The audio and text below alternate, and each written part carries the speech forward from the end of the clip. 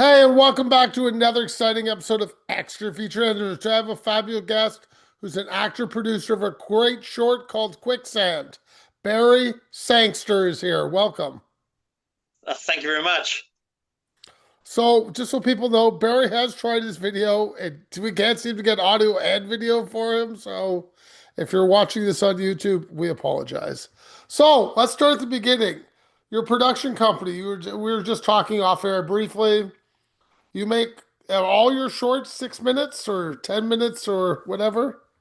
Oh, we've gone to 15 minutes, but we find that with shorts, more is often less. Sometimes, you have to have something pretty good to captivate someone for 15 minutes on a short.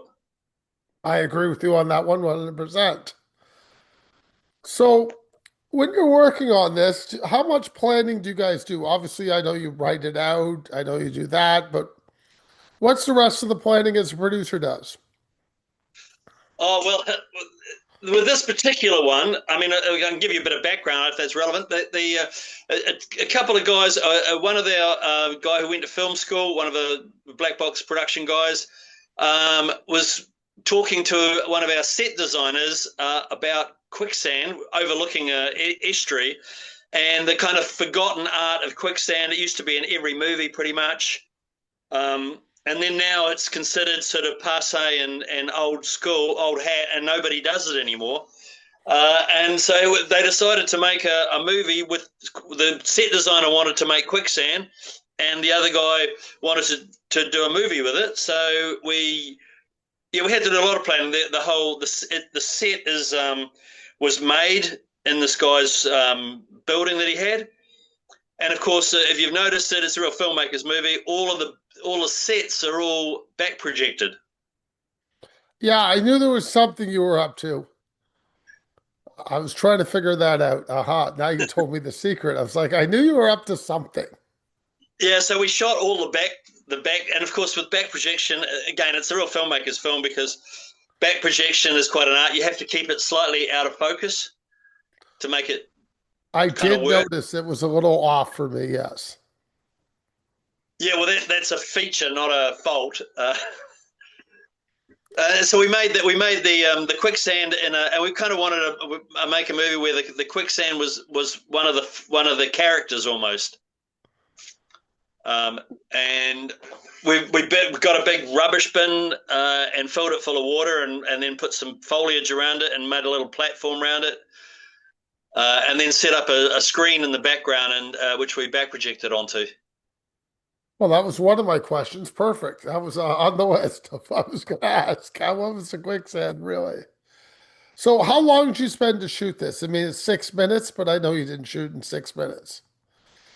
Well, we made a lot of this props and things, and that probably took us a week on and off doing stuff like the one of the scenes we throw a model into the quicksand. That was actually a mannequin that we sort of had to cut up and make it so that it flopped like a normal human. So we had to cut all the mannequins like joints up and then reconnect them so that they flexed and Well, filled that it would be full of you. we filled You're it the full of one doing plaster. that. Well, we kind of probably went overboard in that. We could have probably done it more simple, but I said passionate filmmakers, and there was a few things like that had to be done, and which did drag it on a bit. Then the actual shooting was over one night. Oh, One except night? so one night for the scene, the scenes with the two serial killers, Abby and and then yourself.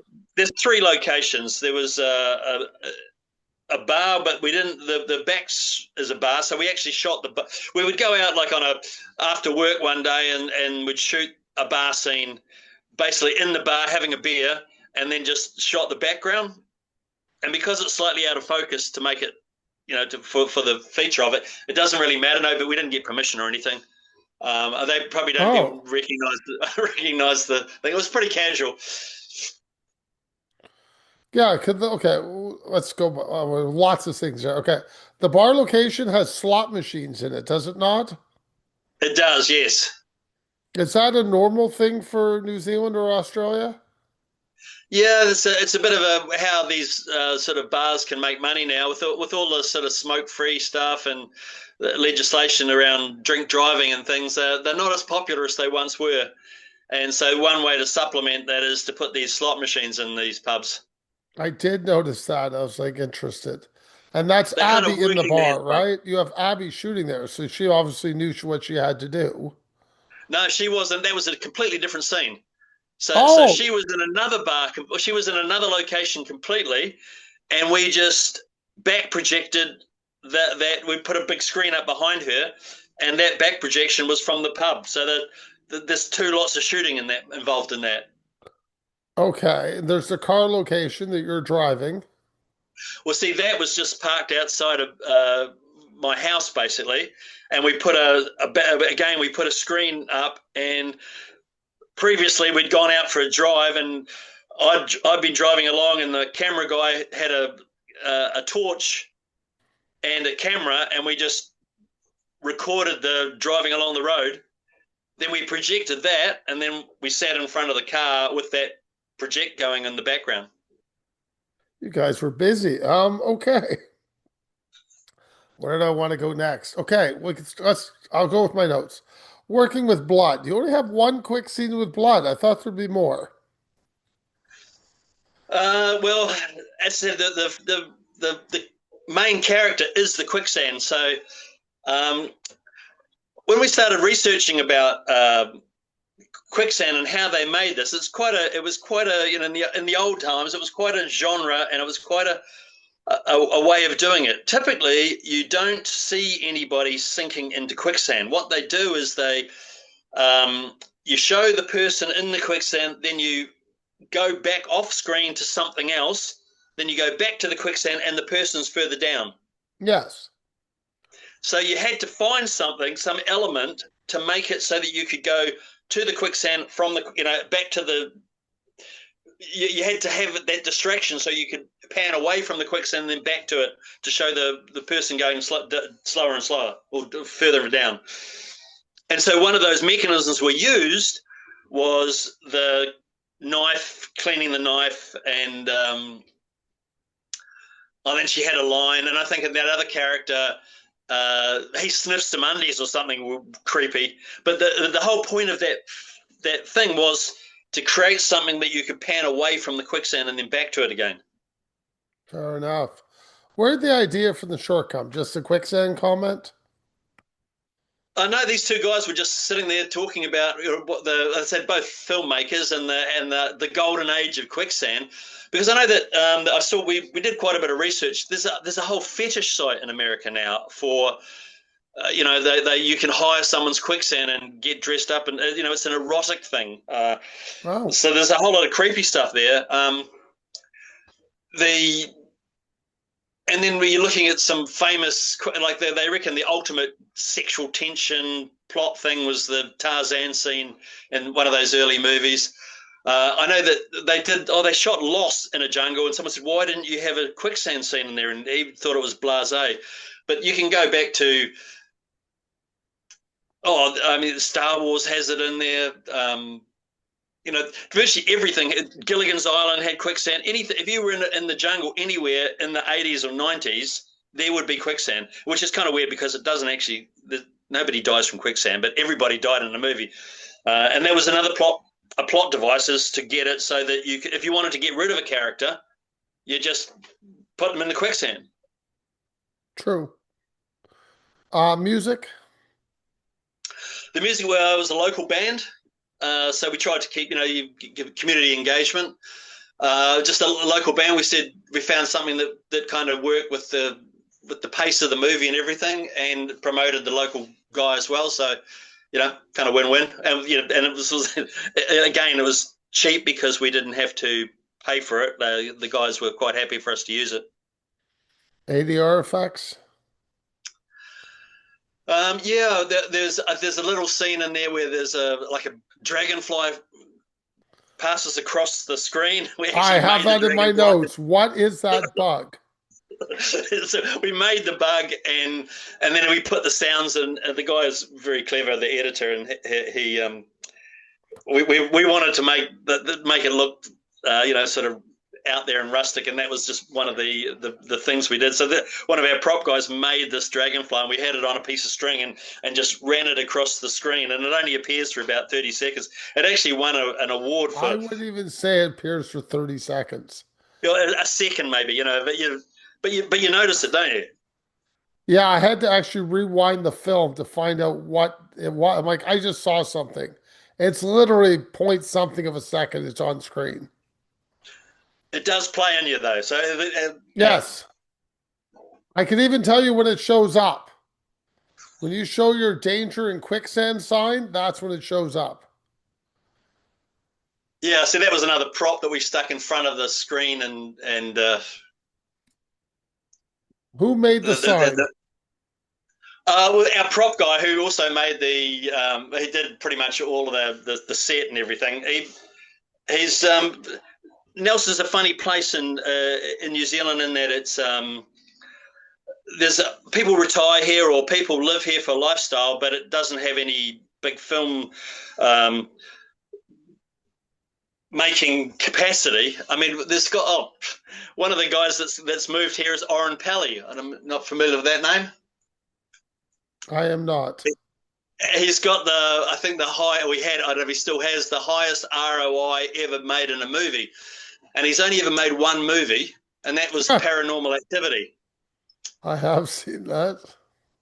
So he made Paranormal Activity, it sold it, made a shitload of money, retired, comes to live in Nelson. And we often meet him in the street and things. It's he'll give you any knowledge, he'll pass on anything, but he pretty much says, I've only ever made one movie and I was lucky. True. So there's a lot of really talented people here that work other places and then they kind of come back here when the downtime and stuff to live. And then they're all kind of curious to hang out with, do local stuff that's not professional, but have an interest in filmmaking. Casting besides yourself, where did you find Abby? Okay, so Black Box Production is basically three people: the guy who did the editing and the directing, and he kind of co-wrote it, and his name's Cam. Then we have another person who's more from an acting background, but also does writing and editing, who's Becky, and then myself. And what I call killed the crew. So if you can't find anybody, just do it yourself. So Becky and I were the two actors in it, but we're also producers. And pretty much anybody who would the advantages of doing the disadvantages. Well, I'm not an actor. I was kind of bullied into doing it. But the advantages that you've got people that you can use for multiple things on a set on a short film like this with just doing for no money. You don't want to make it drag on forever. You just want to get the thing done. So all the actors, they also do other jobs, editing or direction or writing even. So it was just a small group of mates got together and we just used all the people we had rather than getting the more cast and crew you have, the more you have to feed them or worry about them or tell them to shut up on set. So having a very small amount of people can be advantageous. Was this all shot at night or is that just an effect? No, it was shot at night. Yeah, it was in the middle of winter a couple of years ago, and it was cold. So yeah, it was all shot at night. That was just because people had jobs and had to do other stuff. Also, it kind of lent itself to being dark anyway, and you can control the lighting a lot better that way as well. The cricket sounds, I presumed, are ADR too. Yep, all ADR. There's buzzes and blops from the quicksand. That's probably all ADR as well. The graphic on the phone in the last shot. Yeah, the Photoshop. Okay, I do have a question. Is there a sequel? Well, a lot of people who've seen it go, well, they kind of go, what's happened next? You've kind of left it hanging. And You have. that was the point, the tension, and then you kind of don't get any from it. We've had a few people inquire if they could, if we'd make a sequel, and we're currently thinking about doing a feature movie. Yeah, I'm 100% in for that. So currently the working title is Quicksand 3, Drain the Swamp. Ah, I Um, love it. and there's no Quicksand 2. We're just going to skip a thing. But so we've kind of we want to do a feature, a low budget or no budget feature movie. I'm currently working on one again locally with just local people, and they're all kind of volunteering and stuff. And we reckon we could make a feature movie for $20,000 New Zealand. And if we do a similar kind of concept, that again you're using your own people, your own friends, everybody will do it for fun, and it will be fun. We have a Black Box Productions has 3 rules of filmmaking. Rule number 1: have fun. Rule number 2: find people with passion. Rule number 3: make different mistakes. Yeah, that seems fair.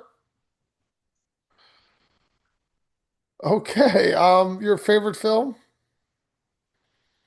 Oh well, I'm a bit of a fan of Peter Jackson's Meet the Feebles. Great film. Your You favorite know, monster? but look, I like it. But when you start getting interested in filmmaking, I assume it's the same with you. And there's no best one. There's just a best one for an emotion or a feeling or a day Oh, in the office. You go, oh, this one, I really like this one. You can't, it's hard to compare two. I agree. Your favorite monster? Favorite monster? Oh, favorite monster? I'd probably not. Put me on the spot there. I Sorry. can't think of a. I can't think of a favorite one. Probably the first thing that comes to mind is some of those, like Monsters Inc. The comedic ones. But You can have those if that's your favorite monster. I'll take Scully and Mike. That's fine. Okay, your favorite snack at the movie theater? well, we had a thing in New Zealand called a Jaffa, which is it's got a chocolate inside and a orange coating on the outside. It's kind of crunchy, and they just continued it. But that was definitely my favorite. I don't think I've ever had one. Sounds awesome. Tell everybody where they can find all your work. We don't have. I really should put them all on there because we have made quite a lot of stuff. Um, we do have a Facebook page, Black Box Productions in Nelson, New Zealand, which is very non-commercial, and we've started up a film festival over here that has what we call elevated genre, called Creep Fest. Cool. And we hope to get some more stuff out there. We should put it on there because we've got quite a body of work now, and I said it's all about the fun. We're not doing it for money or anything. We're doing it for the the challenge. And you've seen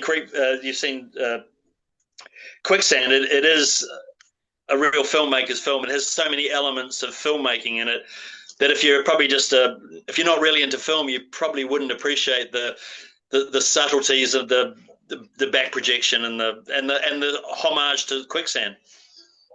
I can agree with that. Okay. Thank you for your time and have a great day. Well, thank you, sir.